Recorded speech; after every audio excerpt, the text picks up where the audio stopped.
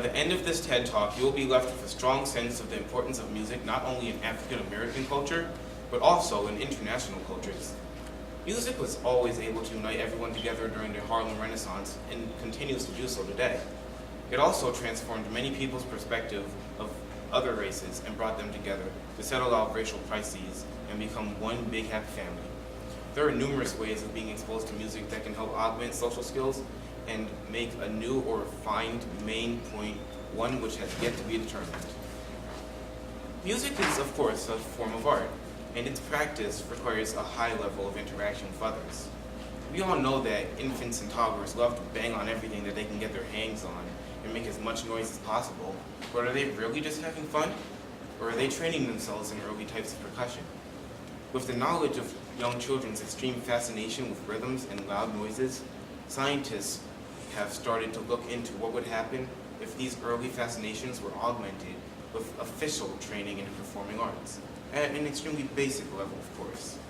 They put together groups of children, with all participants being around 6 years of age, and studied their individual behaviors and their social tendencies as their training started to progress. What they found was actually quite amazing.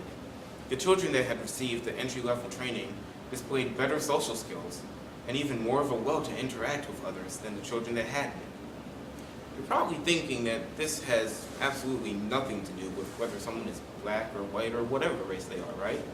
Well, I may not look like it, but I generally have a good idea about what I'm talking about. Back in the times of segregation, white and black people were always separated and never had the chance to interact with each other. Everything was separate aside from art. Everyone listens to music. When musicians went out to clubs to perform, it didn't matter what color you were. All that mattered was the music. This principle is also demonstrated in programs all over the world now. They sprouted from the precedent of an organization in Venezuela called El Sistema. El Sistema is a systematic group of ensembles and musical training facilities spread out across the country of Venezuela that helps children of the lower class have more confidence in themselves despite whatever situation they may be in.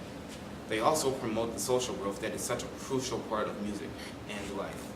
El Sistema has even come to America in cities like Philadelphia in the form of programs such as Play on Philly and Tune Up Philly, which are helping children increase these same social skills.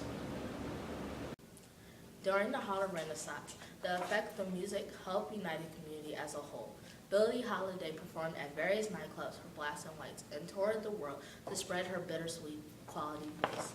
The nightclubs may have been separated with a rope for whites and blacks section, but that still united the whites and blacks to let the whites see that African Americans weren't as bad as the stereotypes said they were, and vice versa. The whites were more willing to get along with the blacks to see and hear all the good that they could offer and not put them down just because the color of their skin. The music at the clubs during the Harlem Renaissance were able to unite people physically and mentally.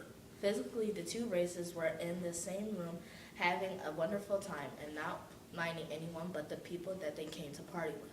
Mentally, everyone was ready for anything to break out, but none of them ever intended to start a fight because to get along and experience what they came for.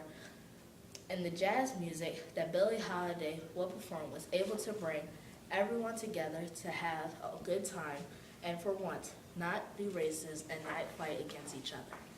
Louis Armstrong, a famous musician, played in parades where everyone could come to enjoy sights and listen to the Harlem Renaissance music.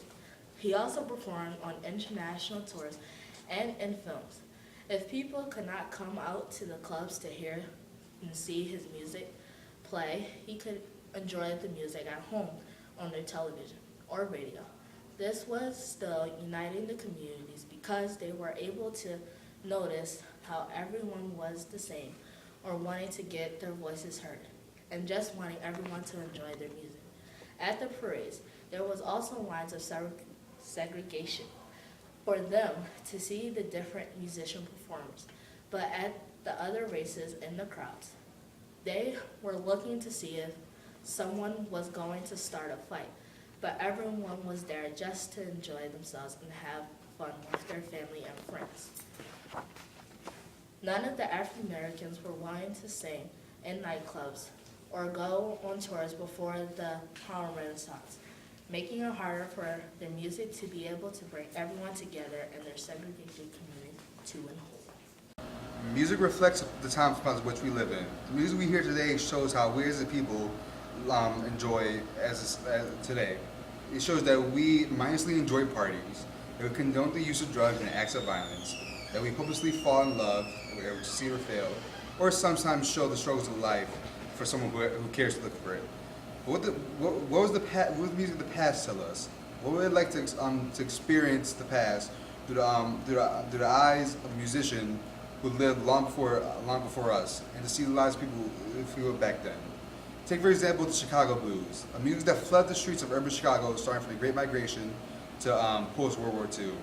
During this time, African Americans were moving from the rural South to the industrial North to find better jobs. All their belongings were left behind, so they hardly had any money. So they flood the markets of urban areas to help raise money by playing the blues, which was popular at the time. But they had their own sad twist to it. It became very popular, and soon enough, they was playing in famous clubs and getting record deals from a lot of these people. People like Muddy Waters and Willie Dixon were able to show their struggles through their music and help people out.